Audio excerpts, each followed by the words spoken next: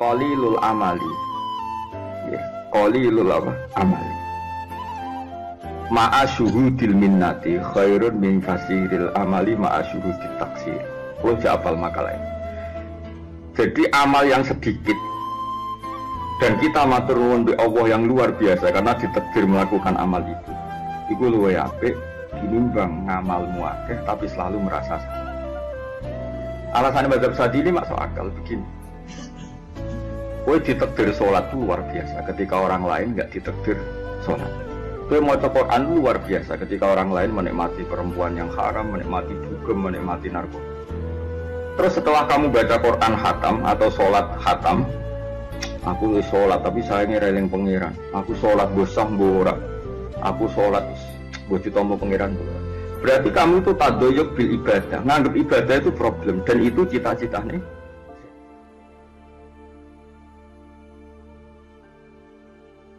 Alhamdulillahirabbil alamin wassalatu wassalamu ala asyrafil mursalin sayyidina maulana Muhammadin wa ala alihi washabihi asma'in nama ba'du.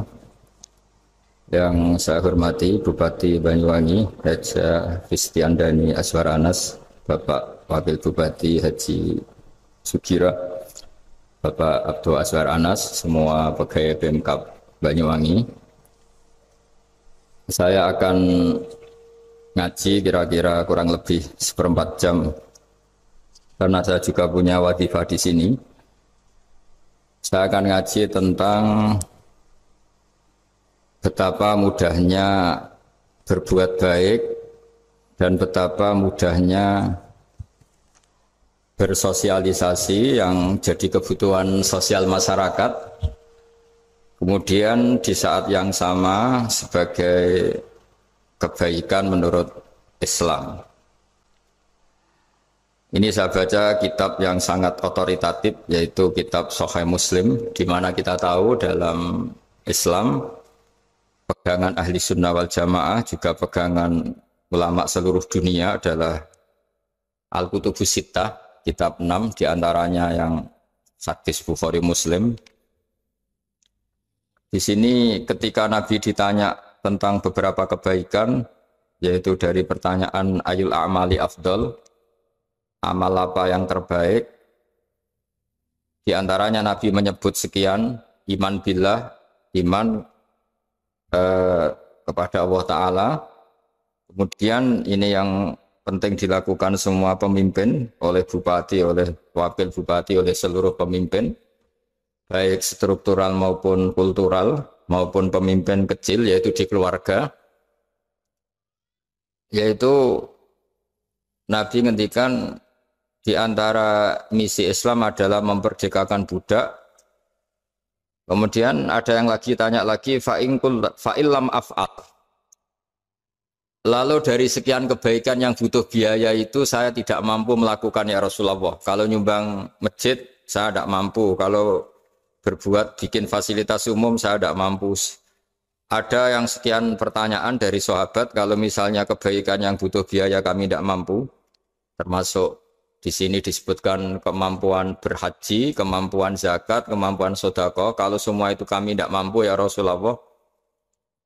Kata Nabi, tu'inu shani'an aw tasna'u li akhrat. Ini di Sahih Muslim di bab iman dengan judul Babu bayani kaunil iman billah afdalal a'mal. Kalau saya tidak mampu semua melakukan itu ya Rasulullah, yaitu melakukan kebaikan yang butuh biaya. Kayak bangun masjid, bangun jalan, bangun fasilitas-fasilitas publik. Tu'inu shani'an aw tasna'u li akhrat. Tu'inu nulungi sira shani'an ing wong sing ahli sun'ah, ahli kreatif atau ahli, kalau orang sekarang itu bilang dia pekerja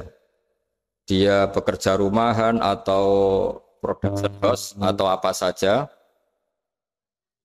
Autas nauli akhrat, atau kamu membantu orang yang tidak punya pekerjaan. Terus sahabat masih tanya, aro'aita indo iftu an ba'dil amal. Kalau semua kebaikan aktif saya tidak mampu melakukan ya Rasulullah, kebaikan menolong orang lain, kebaikan yang bersifat aktif. Jawabnya Nabi, dan ini pegangan saya, pegangan kita semua, panduan dari Rasulullah Shallallahu Alaihi Wasallam, Nabi ngendikan, takuffu syarraka anin nas, fa innaha shadaqatun minka ala nafsik. Ya, saya ulang lagi, takuffu syarraka anin nas, fa innaha shadaqatun minka ala nafsik. Kamu dalam berislam cukup menjaga supaya kejelekan kamu tidak punya imbas pada orang lain. Ya, ini penting dalam Islam, jadi kalau tidak bisa berbuat baik, potensi keburukan kita jangan sampai menimpa orang lain. Keburukan itu bisa kejahatan kriminal, bisa kejahatan pidana atau merugikan orang lain, atau kejahatan yang tidak sampai kriminal tapi mengganggu orang lain. Misalnya contoh gampang ini, saya sumpek-sumpeknya sendiri ingin jalan-jalan, main di teman yang di jam kerja. Ini kan sumpek-sumpeknya saya sendiri ingin hiburan, terus wisata atau dolan ke teman yang sebetulnya saat itu dia mungkin ngaji atau kerja atau harus memenuhi kewajiban cari nafkah. Gara-gara nemuin saya, akhirnya dia dikomplain sama majikannya, atau gara-gara nemuin saya, dia akhirnya tidak ngaji sama santrinya, atau gara-gara nemuin saya, dia terganggu aktivitasnya. Itu juga tidak boleh, karena berarti keburukan kita punya akibat pada orang lain. Jadi kaidah dalam Islam itu kalau tidak berbuat baik, potensi keburukan kita ini jangan sampai menimpa orang lain. Sehingga di sini Islam menyarankan uzlah. Uzlah itu nyepi. Jadi misalnya kita baru penat, baru bawaannya itu emosi, baru gak suka kumpul orang, itu ya sebaiknya jangan jalan-jalan. Karena di antara kebaikan Islam itu tabassum, senyum, atau talqatu wajhin, ceria. Tapi karena kita mungkin jatuh kredit, jatuh hutang, atau punya masalah keluarga, jika bawaan kita itu emosi. Nah, dalam seperti ini sebaiknya uzlah, menutup diri. Sehingga kata Rasulullah SAW dalam zaman akhir di antara kebaikan itu kamu meninggalkan manusia aktivitasnya, kemudian watadaun nas min syarrik, kamu meninggalkan manusia supaya enggak kena keburukan kamu. Jadi ada momen, ada saat di mana kita mungkin kalau ketemu orang itu bawaannya ingin sengak, ingin ngomong yang enggak enak, atau kita baru penat, itu sebaiknya uzlah saja, mengurung diri di kamar atau isolasi sendiri. Karena bawaannya baru emosi. Nah, ini yang jarang dipraktekkan. Kalau sekarang malah banyak yang saat susah, malah bawaannya ingin namam, ingin menvonis orang lain atau ngadili orang lain. Padahal pesannya Nabi, kalau semua kebaikan aktif tidak bisa kamu lakukan itu, takuffu syarraka anin nas fa innaha shadaqatun minka ala nafsik. Sehingga keburukan kita, ya saya ulang lagi, keburukan kita yang ingin emosi, ingin apa itu tidak punya akibat orang lain. Di sini kearifannya Rasulullah SAW, beliau masyhur ngendikan, layak dilqadi wa ghadban. Jangan sampai seorang hakim bikin keputusan ketika emosi, karena bawaannya orang emosi itu pasti nggak terkontrol intelektualnya, nggak terkontrol nuraninya, nggak terkontrol semua sifat baiknya. Itu kalau punya keputusan bahaya sekali. Jika Nabi dari awal ngendikan layak dilqadi wa ghadban, orang yang sedang emosi tinggi jangan bikin keputusan penting. Kemudian oleh ulama diteruskan juga jangan bikin keputusan penting orang yang sangat lapar, atau yang sangat kenyang, atau yang sangat ngantuk, atau yang super sibuk. Jadi hal-hal yang potensi buruk dalam mengambil keputusan itu harus ditinggalkan. Sehingga misalnya bupati atau wakil bupati kalau sedang tidak nyaman dengan suasana apa, nggak boleh rapat kemudian memutuskan keputusan penting. Itu juga kiai dan semuanya. Nah, ini yang supaya otoritatif. Kenapa saya bawa kitab itu logikanya jelas ya. Kita sebagai dai, sebagai ustadz, atau sebagai mubalek, atau sebagai siapa saja, yang ingin kita wariskan ke umat Rasulullah adalah dawuh-dawuhnya Nabi. Dan kalau kita ngaji tidak pakai kitab, itu sebenarnya umat kita jejali dengan pikiran kita, dengan ide kita. Jangan-jangan ide kita, pikiran kita ini tidak mewarisi pikiran Islam, tapi pikiran kita atau emosi kita. Tapi kalau kita baca kitab, artinya umat ini berhak mendapat apa yang diteladankan dan disabdakan oleh Rasulullah SAW. Tapi kalau kita, itu pasti inginnya itu kita. Misalnya kita Bupati Banyuwangi, mungkin kita akan cerita Banyuwangi dengan asik. Tapi bagi daerah lain, apa urgensinya bagi saya? Begitu juga kalau kita kiai, mungkin kita akan cerita fadilnya kiai. Tapi bagi orang lain yang keutamaannya jadi pekerja, jadi satpam, jadi guru, jadi pegawai negeri yang adil. Sehingga subjektivitas kita ini akan tinggi.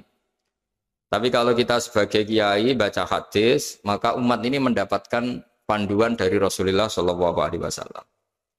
Nah, dari sekian panduan itu, kata Nabi, jika Anda tidak bisa berbuat kebaikan aktif, maka kebaikan yang harus Anda lakukan adalah potensi kejelekan kamu jangan menimpa orang lain. Makanya saya berkali-kali bilang, saya ini termasuk kiai yang jarang main ke alumni. Karena tadi, kadang-kadang alumni itu sudah mau kerja di tempat kerjanya atau mau janjian ngantar anaknya sekolah. Gara-gara ada saya, mungkin semua itu dibatalkan.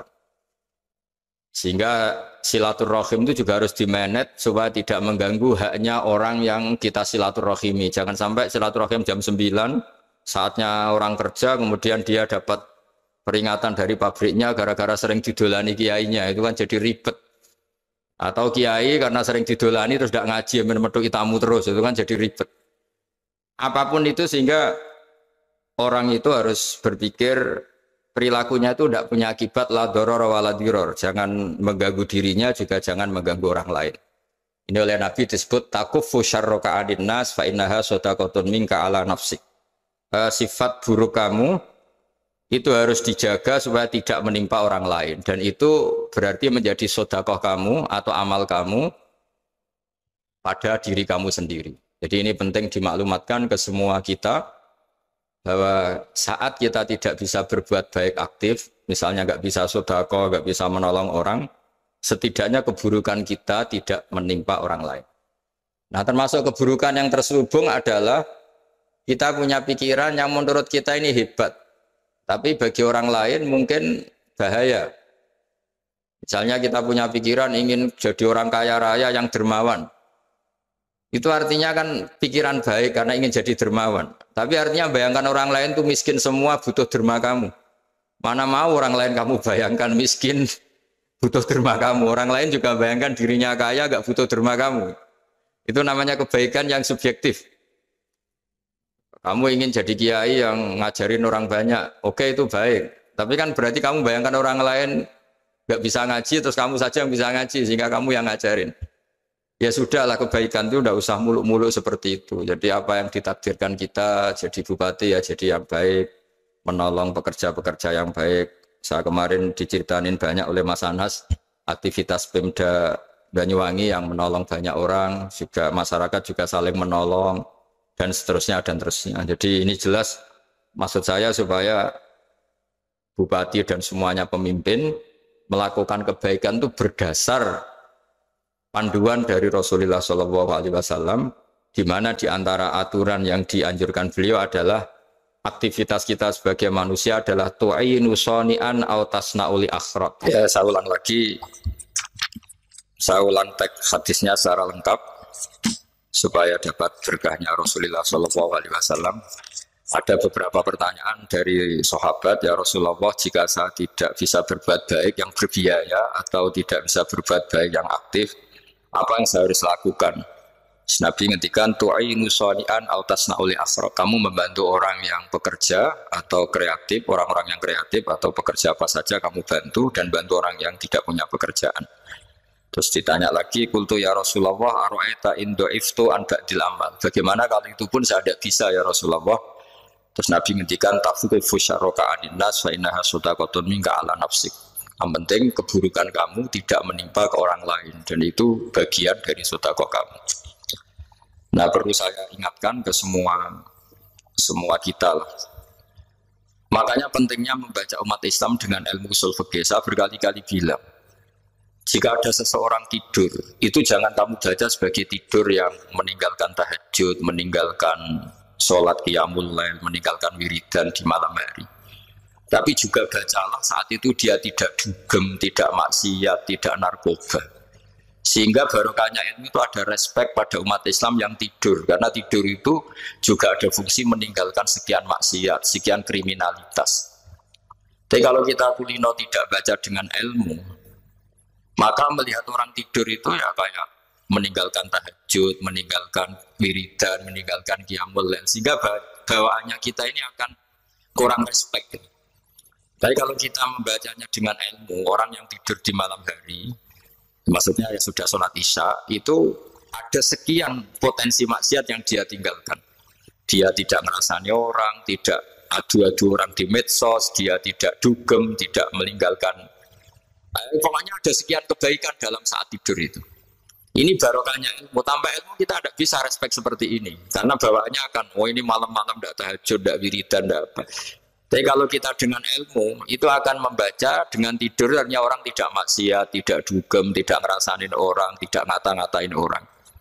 Nah di sini sadaqallahul azim ketika ngendikan wa min ayatihi manamukum billaili wan nahar. Termasuk ayat Allah itu orang tidur. Maksudnya tidur yang dengan dimaknai positif tadi, bisa istirahat, bisa meninggalkan maksiat, bisa apa-apa. Nah ini di sini hebatnya Rasulullah SAW ketika beliau memandu kebaikan, di antara kebaikan itu apa? Takufu syarroka anin nas fa innaha sadaqatun minka ala nafsik. Kamu, potensi buruk kamu atau keburukan kamu jangan sampai menimpa pada manusia, pada orang lain, dan itu bagian dari sedekah kamu. Ya, saya mohon maaf sama Bu Bupati, sama semua Pemda, sama Wakil Bupati karena saya tidak bisa lama-lama. Saya punya wadifah. Tadi ini pun sudah ngurting ngaji saya karena saya harus ikut ngaji di sini. Dan mari sama-sama berdoa. Al-Fatihah. Bismillahirrahmanirrahim. Shiratal ladzina an'amta 'alaihim ghairil maghdubi 'alaihim waladdallin. Bismillahirrahmanirrahim. Nahmaduka ya Ghafur ya Syakur ya Walil Hamid. Wa shalli wa sallim ala sayyidina Maulana Muhammad sallallahu alaihi wasallam asma'in. Allahumma ij'alna aminin mutmainin alladzina la khaufun 'alaihim wa la hum yahzanun. Waj'al mustama'ana hada ya wa mustama'an mubarakan ya Allah ya Allah. Allah barik fi mustama'atina wa fi firaqina wa fi uslatina wa fi mu'akhatina. Mu'akhatan fika laka fika mu'akhatan ya Allah yuzkaru fiha ismukal azim. Allahumma ya Allah illam akun ya Allah ahlan an ablugha rahmataka ya Allah farahmatuka ahlun an tablughana. Allahumma ya Allah illam nakun ya Allah ahlan an nablugha rahmataka farahmatuka ahlun an tablughana jami'an. Rahmatuka ya wa awsa'u wa awsa' ya Allah. Allahumma ya wa maghfiratuka awsa'u min dhunubina wa rahmatuka arja indana min amalina. Allahumma ya wa maghfiratuka awsa'u min dhunubina wa rahmatuka arja indana min amalina. Allahumma ya wa maghfiratuka awsa'u min dhunubina wa rahmatuka arja indana min amalina. Rabbana zalamna anfusana wa illam taghfir lana tarhamna lanakunanna minal khasirin. Rabbi ighfir li wa liwalidayya liman dakhala baytiya mu'mina wa lil mu'minina. Rabbi ighfirli wa liwalidayya wa liman dakhala baytiya mu'mina wa lil mu'minina wal mu'minat. Rabbana atina fid dunya hasanah wa fil akhirati hasanah wa qina adzabannar. Sallallahu alaihi sayyidina Muhammad sallallahu alaihi wasallam. Subhana rabbika rabbil izzati amma yasifun wa salamun alal mursalin walhamdulillahi rabbil alamin.